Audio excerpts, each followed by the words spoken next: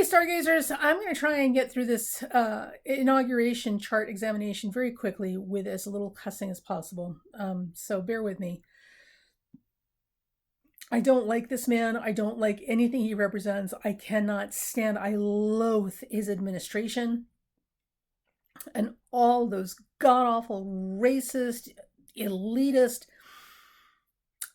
They're as much of the problem as he is. And all the people supporting him, right? So Trump apologists, Trump supporters, the whole nasty lot of all of them need to go. But for now, we're stuck with them. And this is what we're looking at here in the United States with the new president and administration that he brings with him. So the first thing we're going to see is we've got a Sun-Pluto conjunction in Aquarius. Pluto is Cazimi the Sun. And this indicates a consolidation or concentration of power in the hands of a few, okay, as opposed to the many.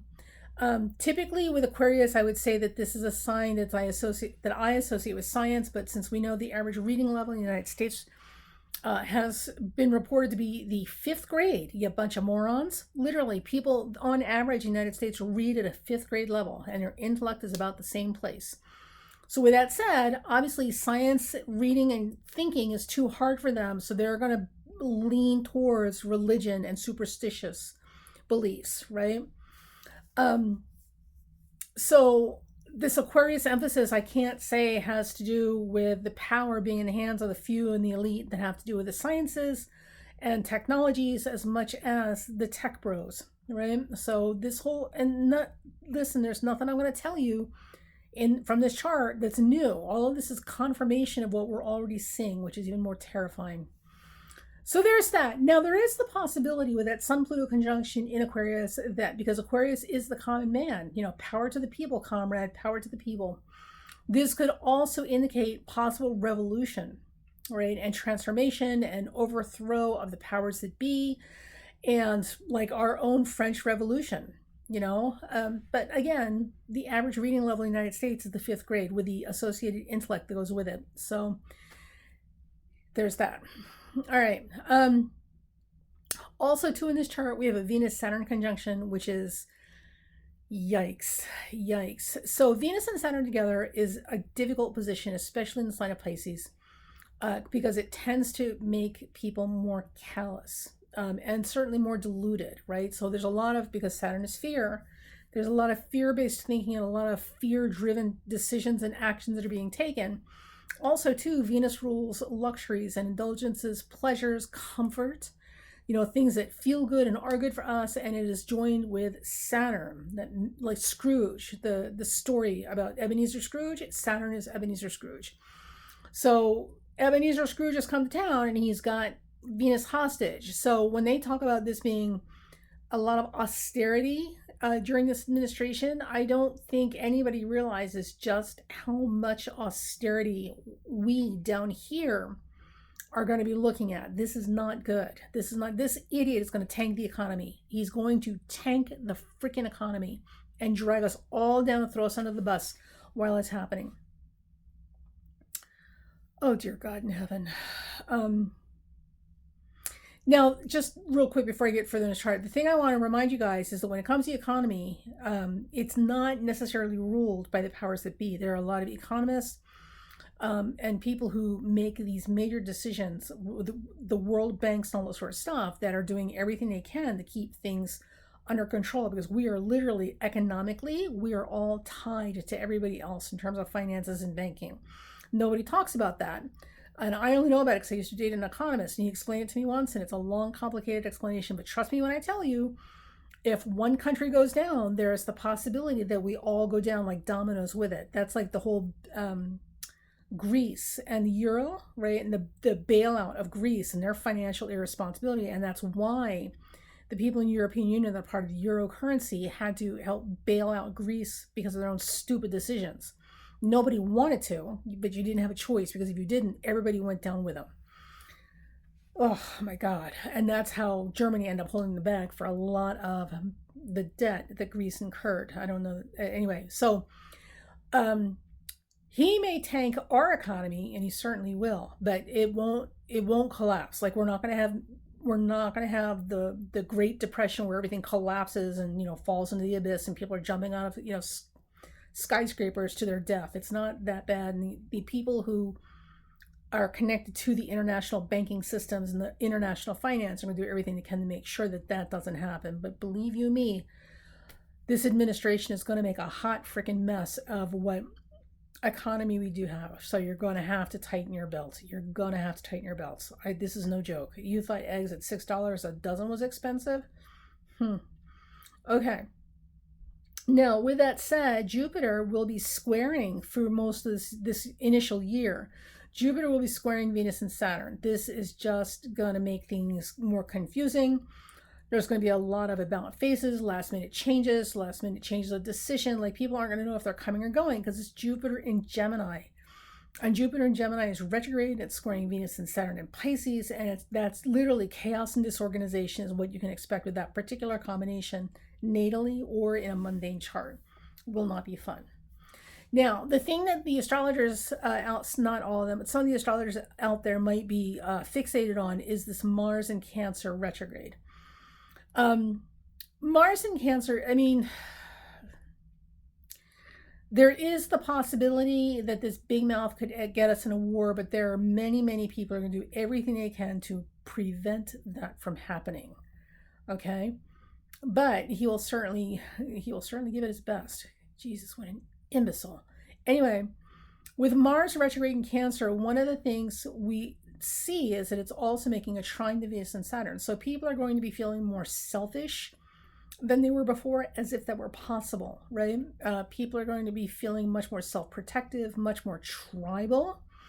So for those of you who are of the non-white variety, I mean, you don't need me to tell you this, but I will remind you that as we move into this new administration, all that tribalism that we've seen that makes us other and so dangerous, to the fragile homogenous groups in charge, it's really going to be out in force. So if you have friends or family members or people that you love that are the non-white variety, you're going to have to be even more vigilant at being their support and their protection, and don't take things for granted. Do not take things for granted, because anybody who is not white, okay, is a target under this administration. And that Mars in Cancer retrograde trining that Venus, Saturn, and Pisces is absolutely going to drive that point home.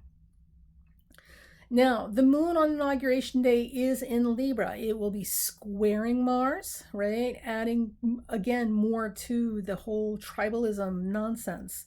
It will also be quincunxing Venus and Saturn, so in Pisces, so people will be operating from the places of their worst fears. So we're not going to be dealing with very rational people as a rule out here. And so for those of you who need to be more invested in self-protection, you got to know that we're not dealing with rational people more now than ever before. So they're all operating from some weird paranoid delusion in their head, which is going to be fueled all through this administration. So you're going to have to adjust yourselves accordingly so that you can try to get through the situations, with the least amount of personal damage as possible. Now, the moon does make a trine to Jupiter. Jupiter is retrograde, it's 11, it's wide, the moon is past that. So there's still some, what is the word I'm looking for? Because it's also past that Sun-Pluto conjunction. So we've got a separating grand trine here, but it's not helping us. It's not helping us. So there may be some residual leftover feelings of goodwill here, but there's nothing moving forward. All of that is going to dissipate and go by the wayside. Now, the moon does make an exact square to Mercury. So again, more confusion, more chaos, more lies, more deception, more irrational thinking. Like, I'm not looking forward to this. Because clearly you see what I look like, right? And I'm a woman, and I'm a woman. So, just let me stop looking at the chart. Let me just talk to you guys for a second. So the thing to understand is that at least for the first year, we may not get past this until we get into year 2. And I think we've got some type of election or something that happens in the second year. But for the first 2 years, we don't have any saving graces in this chart. There are no saving aspects. So it's going to be a flaming dumpster fire in the worst possible way. Like, it's going to be like the LA wildfires, except it's your life that's on fire, right? And it's, Musk and Trump and all the other Bezos and all the other billionaires, kind of chuckling up their sleeve, like literally like Nero, playing the violin while Rome burned, because it doesn't affect them, not like it's going to affect us. So for the next 2 years, do everything you can to keep your expenses under control and get some kind of savings or emergency fund set aside for yourself. This is not the time to kid yourself and think because you're comfortable today, you're going to be comfortable tomorrow.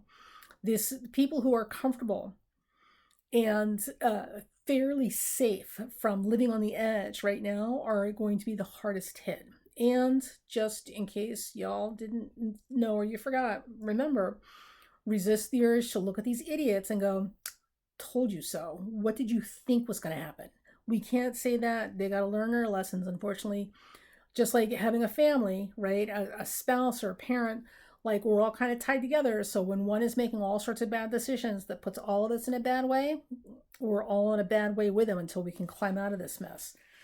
And that's kind of what we have going on for us. Now, there are some bright spots in this administration time, these 4 years, and especially the first 2 years are going to be the worst, just the worst. We'll have a break after 2 years and things will turn. But until then, like, it's going to be ugly.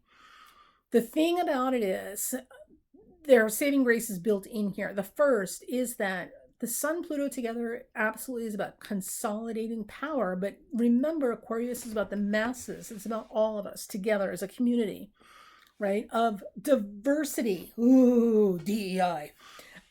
Because that's Aquarius. Aquarius is about diverse humanity, not homogenous white milk, 3 different types, non-fat, 2%, low-fat, skim, whatever, but it's all white milk.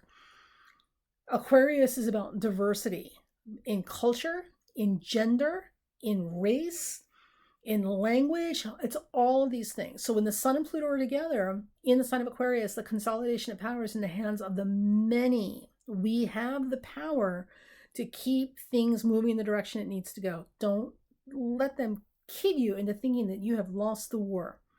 Okay? So rise up, speak up, say something when necessary. Don't tolerate it in silence, because silence is complicity. And understand that the real power, the evolutionary change, the demand, the real evolutionary power that is here is in us, not them. They only win if you let them. Okay?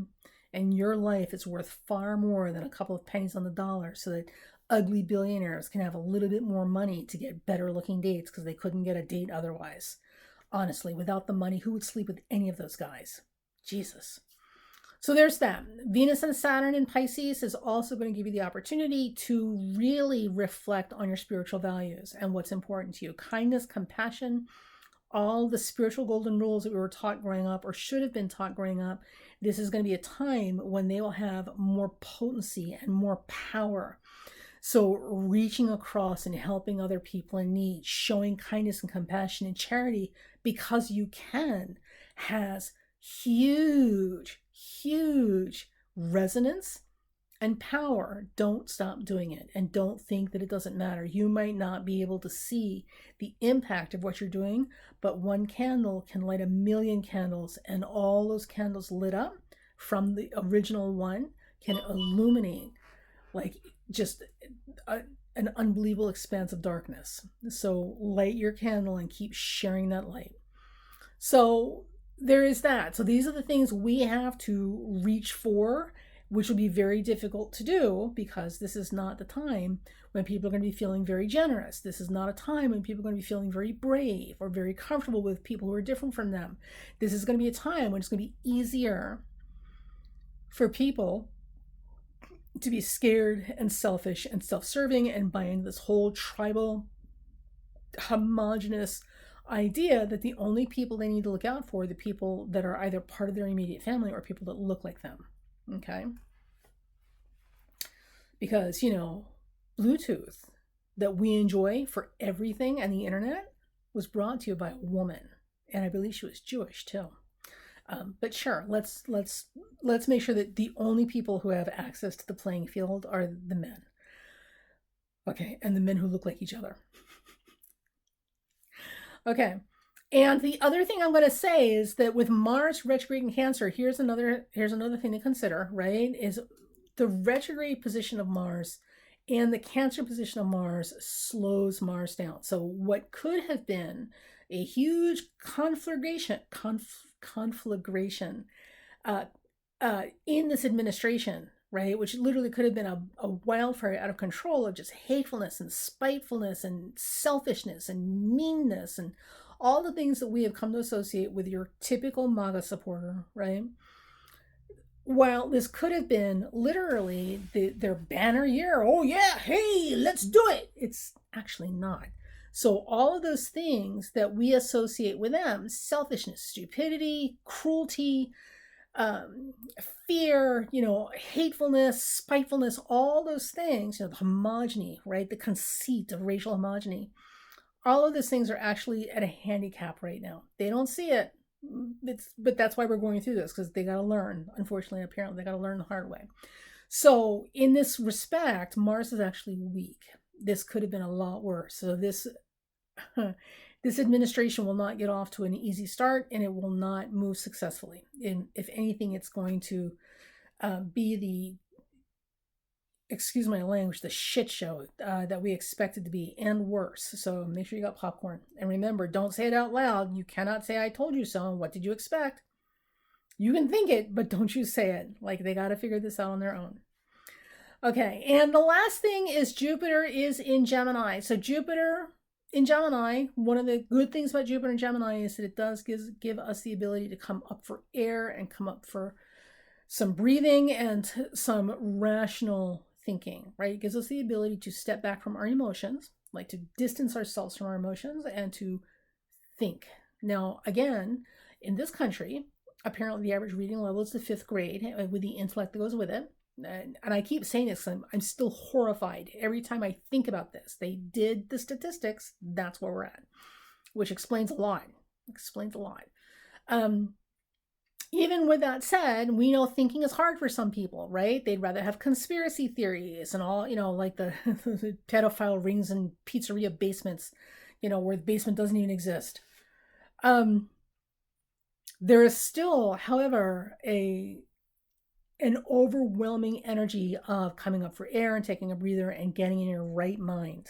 Think, see, listen, get in your right mind, step back from your feelings and think about what we're dealing with. So that's going to be the overarching kind of energy underneath all of this. So, there is that. And finally, the thing to remember is that Neptune is still in Pisces during this administration. Neptune is in Pisces as part of this administration and its challenges.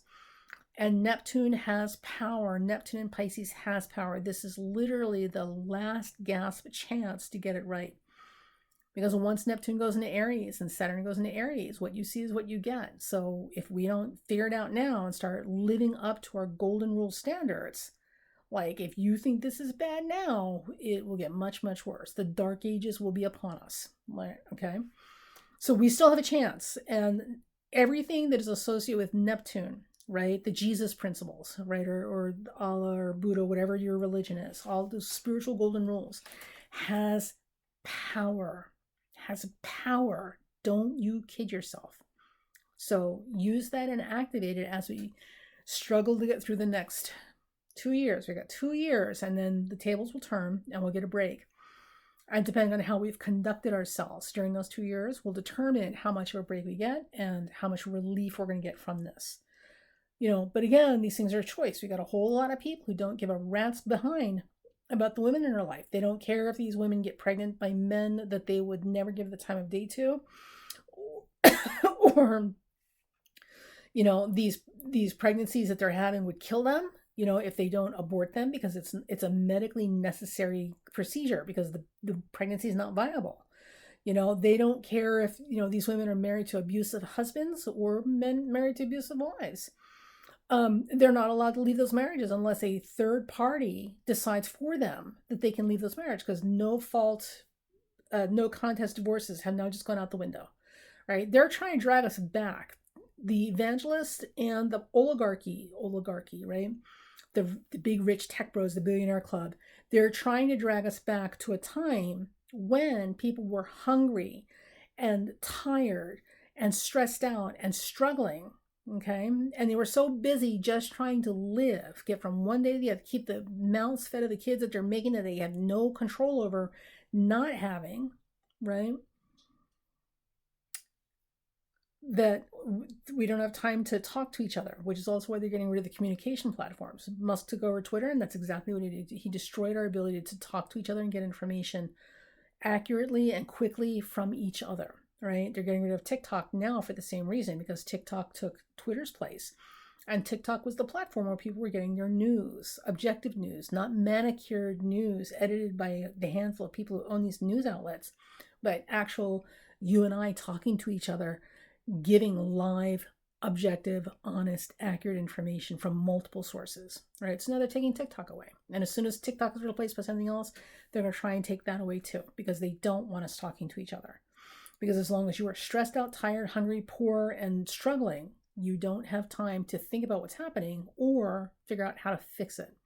And don't think for a minute that they're not going to start sending your kids back to work too. They're getting rid of child labor laws. In some places in the United States, they've already started relaxing and loosening restrictions on child labor laws.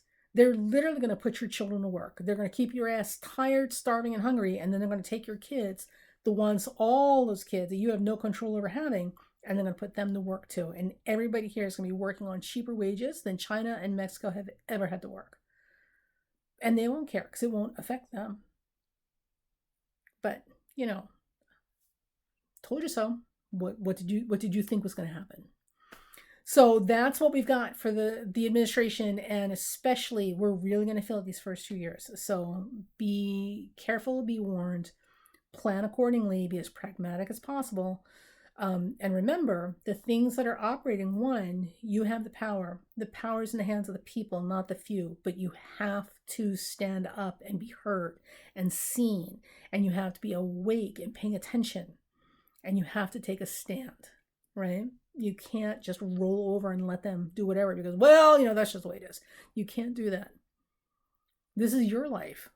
You have to start making decisions about how your life is going to be impacted, but you can't do that if you're not paying attention. And the other is the golden rule, right? You got to come from the spiritual golden rules. Those things have more power right now than you realize. And that's it. That is my treatment of the inauguration and the new Trump administration here in the United States. God help us.